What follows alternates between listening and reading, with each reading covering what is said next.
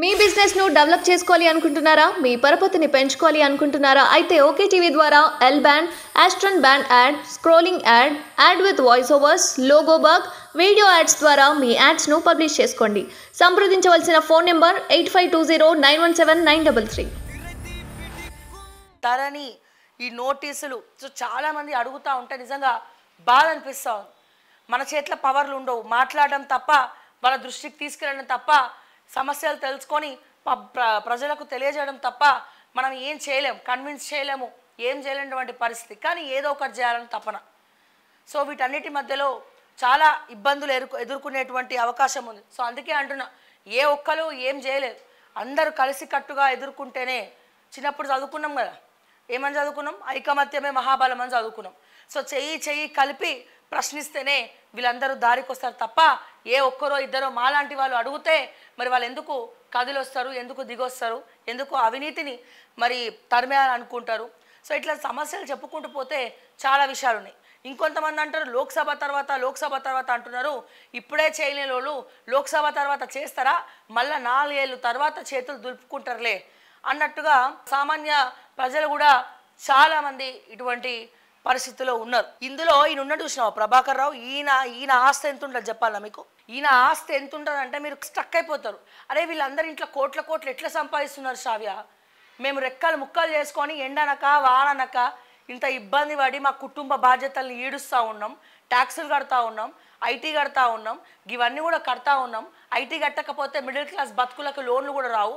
ఈ పేదోళ్ళు గంజిదాయి వాడుకోవాల్సినటువంటి పరిస్థితి, కూలోనాలో వేసుకోవాల్సినటువంటి పరిస్థితి. వీళ్ళు ఇన్ని కోట్లు ఎట్లా సంపాదిస్తున్నారు? ప్రభాకర్ రావు, సింగరేణి ప్రభాకర్ రావు ఎంత దారుణం అంటే ఈ రోజున 1000 కోట్ల ఆస్తి ఈ ప్రభాకర్ రావు సొంతం.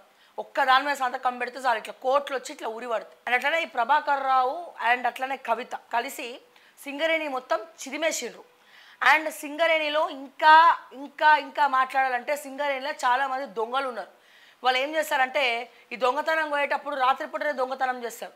వీళ్ళు ఏం చేస్తారు, ఈ సింగరేణిలో మెటీరియల్ ఉంటుంది కదండి, ఆ మెటీరియల్ని ఎవరికి తెలియకుండా అమ్ముకోవడం, చీకట్ల ముసుగులు వేసుకొని. మీరు ఆ సినిమాలో చూసే ఉంటారు, ఏది మన నాని చేసిన సినిమా ఉంది కదా ఒకటి. సో దాంట్లో మీరు చూసే ఉంటారు ఎట్లుంటుంది పరిస్థితి అనేది. అండ్ ఇట్లా ఇది డే టైంలోనే జరుగుతుంది, ఆఫీసర్ల కనుసనలోనే జరుగుతుంది, చేయించేది కూడా వాళ్ళే. కానీ ఏం తెలియని బుద్ధిమంతం త్రిలోకేశం శుద్ధపూస చూసినట్టు మళ్ళీ ముసుకేసుకొని వచ్చి కూర్చుంటారు. 1000 కోట్ల రూపాయలు ఈ రోజున. నేను చెప్పేది సింగరేణి కార్మికుల గురించి కాదండి.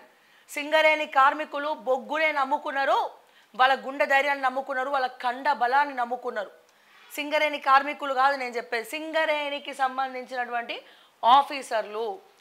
కానీ ఒకటి, చాలామంది కార్మికులకు కూడా సింగరేణి ఆఫీసర్లు ఎవడెవడు ఎంతెంత తింటుండు, ఎక్కడెక్కడ ఉన్నారు, వాళ్ళు ఏం చేస్తారు, దుప్పటి కప్పుకొని ఇవన్నీ కూడా ఎట్లా ఎత్తుకపోతారు, ఇవన్నీ కూడా తెలుసు. కానీ వాళ్ళు బయటికి వచ్చి చెప్తే చంపేస్తాం, మీ ఉద్యోగం ఊడగొడతాం, ఇట్లాంటి బ్లాక్మెయిల్ రాజకీయాలు అక్కడ సింగరేణిలో చెప్పడం జరిగినాయి. చాలా ఉన్నాయండి, నిజంగా చెప్పుకుంటూ పోతే చాలా అంశాలు ఉన్నాయి సింగరేణిలో. సో ఈ ప్రభాకర్ రావు అండ్ కో ఎవరైతే ఉన్నారో ఆ సింగరేణి బొగ్గు మీద పడి తిన్నటువంటి కుటుంబం ఇది. సో అది ఉంటుందా, బొగ్గు లోపలికి నాకు ఉంటుందా, అది ఎప్పుడో అప్పుడు పేలుతుంది, బస్ట్ అవుతుంది. సో ఇట్లా ఈ ప్రభాకర్ రావుకి ఎన్ని ఎకరాలంటే వాళ్ళ ల్యాండ్స్ కూడా ఇల్లీగల్ ల్యాండ్స్ చాలా ఉన్నాయి. అంటే మీరు ఆలోచించండి, ఎట్లా ఏ మేరకు వీళ్ళు ఇంత స్కామ్ చేయగలుగుతున్నారు, ఏ మేరకు దాని విలువ తెలియనటువంటి పరిస్థితి. అంటే వీళ్ళకి సరిపోవట్లేదు, వీళ్ళకి ఇంకేదో కావాలి. ఏమైపోవాలంటే అమెరికాకు రాజు అయిపోవాలి వీళ్ళు. ఇప్పుడు భారతదేశం రాజు దాటిపోయి అమెరికానే ఏలాలి వీళ్ళు, ఇప్పుడు అమెరికా రాజు అయిపోవాలి. సో అటువంటి నీచ స్థాయిలో వీళ్ళు దిగజారిపోయి ఎంతోమంది ఉసురు పోసుకుంటా ఉన్నారు. ఇటువంటి ఆఫీసర్లు ఉన్నారు చూసిరా. ఇక ముఖ్యంగా ఈ ప్రభాకర్ రావు